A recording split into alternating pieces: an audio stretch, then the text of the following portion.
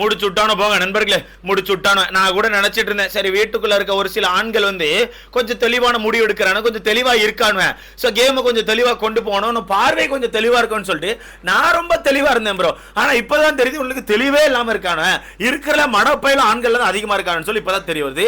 ஒண்ணும் இல்ல ப்ரோ, வீட்டுக்குள்ள பிக் பாஸ் வந்து ஒரு டாஸ்க் கொடுத்தாரு. என்னன்னா ஆண்கள் எல்லாரும் சேர்ந்து பெண்களை ரேங்கிங் பண்ணும், அதாவது நம்பிக்கையின் அடிப்படையில பெண்களை வந்து ரேங்கிங் பண்ண 1 2 3 4 அப்படி சொல்லிட்டு ரேங்கிங் மாதிரி பண்ணி சொல்லுங்க அப்படின்னு சொல்லியிருக்காங்க.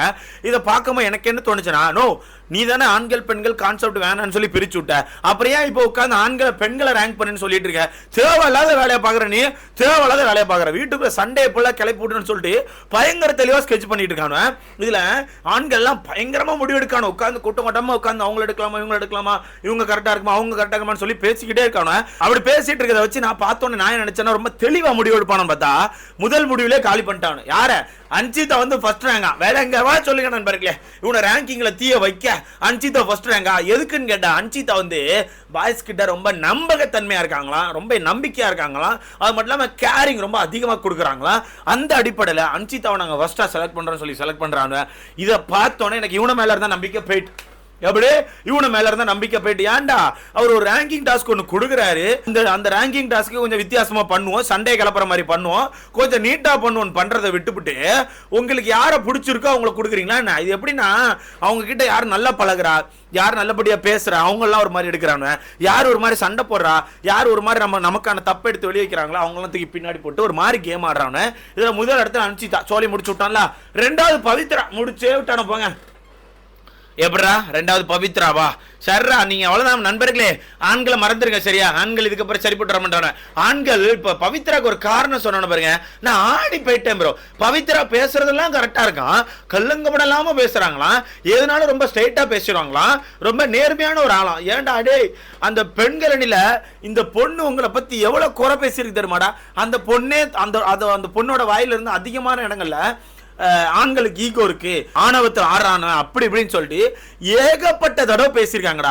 அந்த பொண்ணுக்கு ரெண்டாவது இடமா? சரி ரைட், இந்த இடத்துல எனக்கு பார்க்கும்போது கல்லுங்கப்படம் இல்லாத ஆட்கள் வந்து ஆண்கள் தான் ப்ரோ. அதாவது யார் எப்படி ஆறா, யார் வெஞ்சன்ஸோட ஆறா அப்படிங்கிறது எதுவுமே தெரிய மாட்டேங்குது.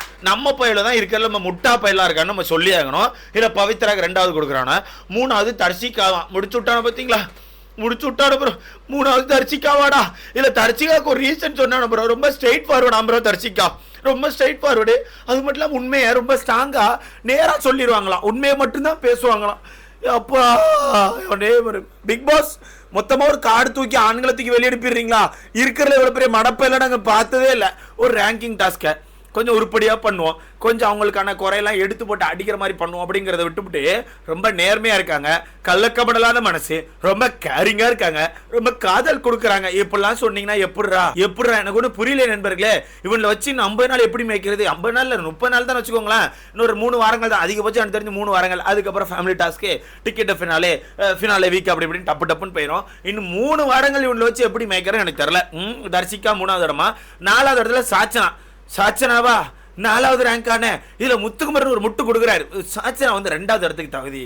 எனக்கு தெரிஞ்சு சாச்சனா அந்த வீட்டில் வந்து ரொம்ப பிரெயினி, ரொம்ப மெச்சூர்டான பொண்ணு, எதுனாலும் நேராக பேசுகிறா, ரொம்ப ஸ்ட்ராங்கான பொண்ணு, யாருக்கு பின்னாடி போய் பேச மாட்டான்னு சொன்னோன்னே எனக்கு நான் முத்துக்குமரன் மேலே இருந்தால் நம்பிக்கை போயிட்டு, எப்படி முத்துக்குமரன் மேல இருந்த நம்பிக்கை போயிட்டு நான் நேத்துக்கான வீடியோல காலைக்கான வீடியோல ஒன்றுல சொல்லியிருந்தேன். நேத்து நைட்டு சாச்சனை வந்து முத்துக்குமரன் பக்கத்துல உட்காந்து நிறைய விஷயங்கள் பேசிட்டு இருக்கா. அதை வச்சு பார்க்கும்போது வரப்போற நாட்கள் முத்துக்குமரன் சாச்சனாக்கு சப்போர்ட் பண்ணி அவன் அழிஞ்சிருவான் நான் நினைக்கிறேன். அதுதான் சாச்சனாவோட கேம். சாச்சனா யார் ஸ்ட்ராங்கான பிளேயரு, யார் ஃபினால ஸ்டேஜில் இருக்க போறான்னு தெரிஞ்சு போச்சு அந்த பொண்ணுக்கு. அவ வந்து நியூஸ் எல்லாம் எடுத்துட்டா, இன்ஃபர்மேஷன் எடுத்துட்டா. ஸோ அதை வச்சு அவங்க கூட சேர்ந்து கேம் ஆட ட்ரை பண்றா. அது தெரியாம முத்து அந்த வலையில விழுந்துட்டா அப்படிங்கிற சொன்னா, அதே மாதிரி முத்து வலையில விழுந்துட்டான். அந்த பொண்ணு 2வது வந்தே ஆகணும், 2வது ரேங்குக்கு அந்த பொண்ணு தகுதின்னு சொல்லிட்டு இவன் கை தூக்குறான்னா இவன் எந்த லெவலுக்கு யோசிச்சிருக்கான்னு நீங்களே யோசிச்சு பாருங்க. இங்க ஓட்டுகளே போடாம நாங்க 13 இடத்துல வச்சிருக்கோம்டா, ஓட்டுகளே போடக்கூடாது, இந்த பொண்ணை எப்போ வெளியெடுக்கலாம்னு யோசிச்சுட்டு இருக்கோம். நீ என்ன அந்த பொண்ணு 2வது இடம் கொடுக்குறியா? விளங்குன மாதிரி தான் போங்க நண்பர்களே. இதுல 5வது இடம் யார் தெரியுமா? ஐயோ ஆடி போயிருவீங்க, அசந்து போயிருவீங்க. ஆனந்தியா நண்பர்கள் 5வது இடம். ரீசன் கேட்டா அவனு சொல்றான், ரொம்ப ஸ்வீட், ரொம்ப ஜென்யூன், ரொம்ப டிரான்ஸ்பரண்டா இருக்காங்க, ரொம்ப குட் பிளேயர் அப்படின்னு. டேய் யாரா நீங்க? அந்த பொண்ணு ஸ்வீட்டே கிடையாடா, பொண்ணு இல்லை எங்க அக்கா ஸ்வீட்டே கிடையாடா, டிரான்ஸ்பரண்ட் கிடையாடா, குட்டான பிளேயர் கிடையாடா. யாரா நீங்க எல்லாம் எங்க இருந்தா யோசிக்கிறீங்க? எவன்டா உங்களுக்கு அந்த ஐடியா எல்லாம் கொடுக்குறது? இந்த அக்கா டிரான்ஸ்பரண்டா உங்களுக்கு என்னடா பேசுனாங்க? உங்களை பேசிட்டே இருக்குமா இப்படி தள்ளி பேட்டி இவன் எப்படின்னு சொல்லி சொல்லுவாங்க தெரியுமா? எங்க அக்கா இப்ப 2வது ப்ரோமோல கூட வந்திருக்காங்க. தீபக், விஜய் விஷால், ஜெஃப்ரி எல்லாம் போட்டு கழுவி ஊத்திட்டு இருக்காங்க. அந்த அளவுக்கு எங்க அக்காவோட கேமே பின்னாடி போய் பேசுற மட்டும் தான்டா. எங்க அக்கா பண்ண அவரோட டிரான்ஸ்பரண்டா இருந்தாங்க. எங்க அக்கா பத்தி தப்பான இன்ஃபர்மேஷன் கொடுக்குறாங்க. எனக்கு ரொம்ப வருத்தமா இருக்கு. இல்ல ரொம்ப ஸ்வீட் அண்ட் ஜென்யூனா. ஜென்யூன் எங்கடா பார்த்த? ஸ்வீட் சும்மா நடிச்சுட்டு சுத்துறாங்க நாமினேஷன்ல தப்பிக்கிறதுக்கு. நீ நாமினேஷன்ல ஓட்ட போட்ட பிறகு பாரு எப்படி எங்க அக்கா பேசுறாங்க. அது ஒருத்தையும் ஸ்வீட் தான், அது ஒருத்தையும் ஜென்யூன் தான். அதுக்கப்புறம் மாறிடுவாங்க. எனக்கு ஒன்றும் சொல்றேன் நண்பர்களே, இவனை மேல இருக்க நம்பிக்கை அப்படியே குறைஞ்சு உள்ள போகுது. அடுத்தது 6வதா ஜாக்லின் நண்பர்களே. 6வது அவங்க கண்ணுக்கு ஜாக்லின் தர்றாங்களாடா. பட் இந்த ரேங்கிங்கை பொறுத்தவரைக்கும் நம்பிக்கையின் அடிப்படையில் கொடுத்துருக்காங்க.